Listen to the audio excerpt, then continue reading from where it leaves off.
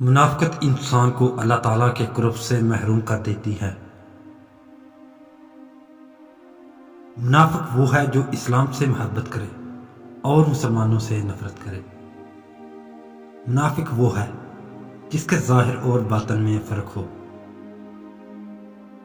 منافق وہ ہے جس کی خلوت اور جلوت میں فرق ہو، جس کی باتیں سچی اور وعدے جھوٹے ہوں، جو دشمن کے ساتھ ہنس کر باتیں کرے اور دوستوں کا مذاق اڑائے، وہ جو محسنوں کے ساتھ وفا نہ کرے،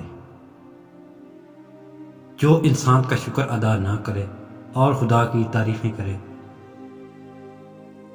جو امانت کی حفاظت نہ کر سکے، جس کو اپنے سے بہتر کوئی انسان نظر نہ آئے، جو اپنے دماغ کو سب سے بڑا دماغ سمجھے، جو یہ نہ سمجھ سکے کہ اللہ جب چاہے مکڑی کے کمزور جالے سے بھی ایک طاقتور دلیل پیدا کر سکتا ہے۔